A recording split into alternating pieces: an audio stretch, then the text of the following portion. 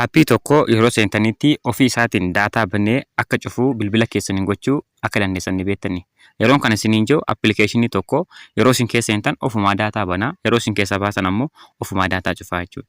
Fakkeenyaaf teelebirii kana keessa inni isinitti agarsiisu.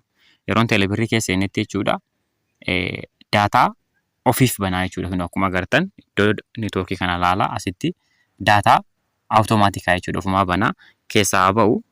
Yeroon keessaa bahetti ammoo ofii isaatii cufaa jechuudha. Ijaasa kana settingii bilbila keessanii qofa fayyadamtanii itti banachuu dandeessanii jechuudha. Akkaataa itti banatan ammoo viidiyoo kana keessatti sitti agarsiisa. Na waliin tura. YouTube Walloo Asiitiif haaraa yoo taatan subscribe godhaa. Egaa gara viidiyootti adeemnu.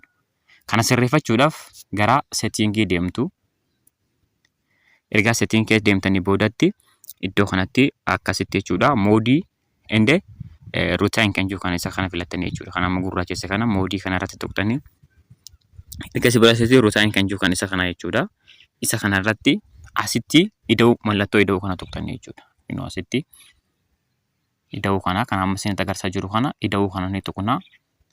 Egaa asitti if fi zenii qaba jechuudha. If bakka jiru kanatti fakkeenyaaf add what will trigger this routine bakka jiru kanatti as tuqxanii fakkeenyaaf open app bira dhattanii jechuudha. As dhufuudhaan app open need ol butuudha jechuudha. App open need fakkeenyaaf TikTok bira irratti hidhuu isinitti agarsiisu teelebiriin sila irra jira waan ta'eef jechuudha. Akkasitti app barbaadan fakkeenyaaf CB Nur kan jiru kana ilaalaa. Isa kana irratti filadhaa. Ergasii daan jennaan jechuudha. Daan. Achi boodatti zen bakka jiru kana jechuudha.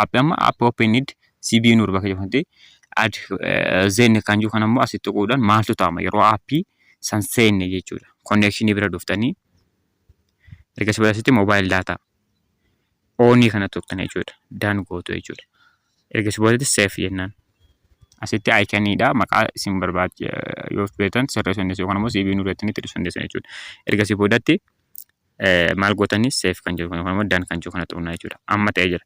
Fakkeenyaaf CB Nur seenee isinitti agarsiisu akkuma teelebirrii san jechuudha. Meerree CB Nur isa kana yoon seenee agartanii daataa ofii isaatii awutomaatikii jechuudha. Inni banaa jechuudha. Yeroo namoonni keessaa bahetti daataa cufaa jechuudha.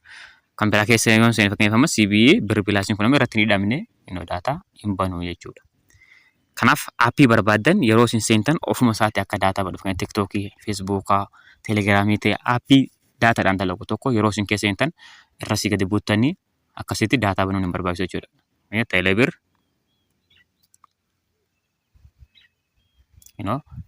gadi buutee isinitti agarsiisu kun banee jira jechuudha. Amma keessaa bahu teelebir keessaa yoon bahe cufee jira jechuudha. Egaa bifa kanaan aappii barbaadan yeroo seentanitti ofii isaatiif daataa akka banu yeroo keessa baatan daataa akka cufu gochuu ni dandeessanii. Egaa YouTube Walloo Asiitii fi TikTokiin Walloo Asiitii barnoota akkasii dabarsa waan ta'eef subscribe follow godhuu akka hin daganne nagaan naaf jiraadha.